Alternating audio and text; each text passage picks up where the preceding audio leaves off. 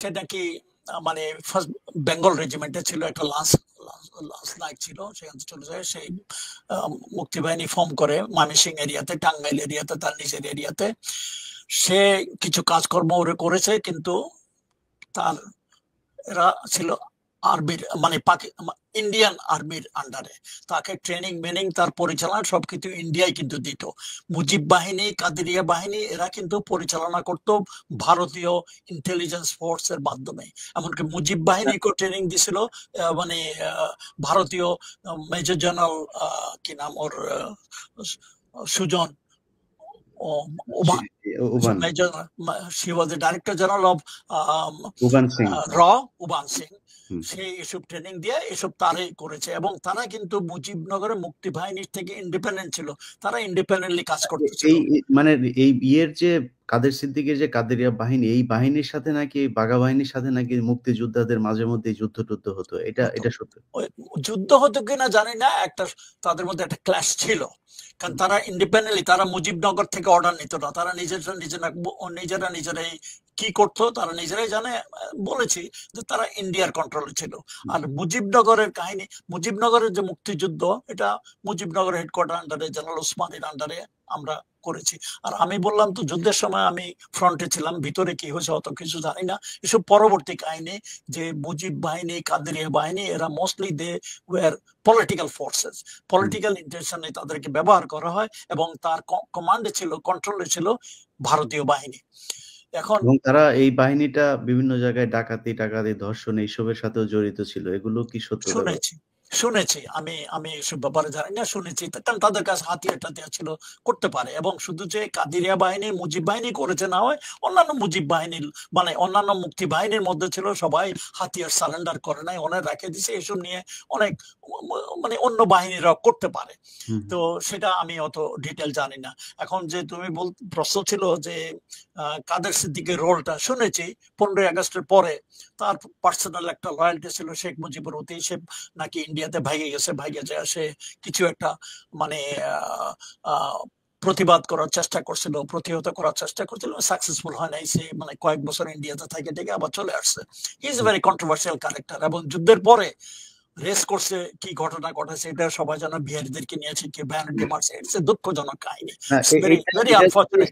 ধরেন আপনাকে যদি জিজ্ঞেস করি যে কাদের সিদ্দিকী এই যে আর্মি স্টেডিয়ামে যে মানুষগুলোকে মানে বন্দুকের এই যে বেয়নেট দিয়ে গুতিয়ে গুতিয়ে তারপরে মারলো, চোখ উঠিয়ে ফেললো, এটার জন্য কি তার বিচার হওয়া উচিত না?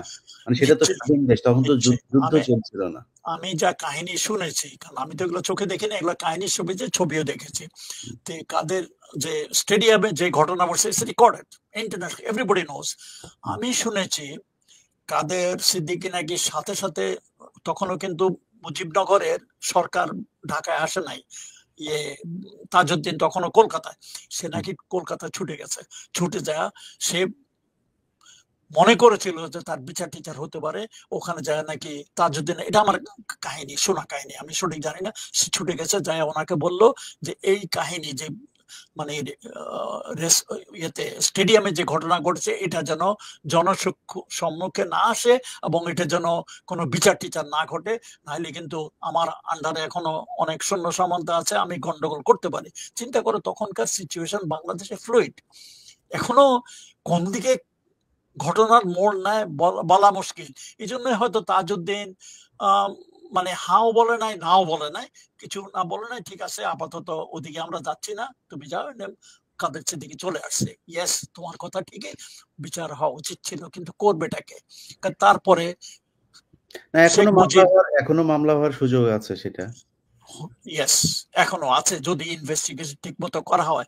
অথচ তারপরে তো কাদের সিদ্দিকী আনুষ্ঠানিক ভাবে শেখ মুজিবের হাতে তার অস্ত্র সারেন্ডার করে স্টেডিয়ামেতে, বিরাট মানে ফ্যানফেয়ারের মাধ্যমে, ওগুলা শো দেখানো, কিন্তু সব দেওয়া হয় নাই, লোকজন অনেকে এখনো আছে। এবং কাদেরিয়া বাহিনী পরে রক্ষী বাহিনীতে যোগ দেয়, এবং রক্ষী বাহিনী দেশের মধ্যে কি করেছে এটা সবাই জানে।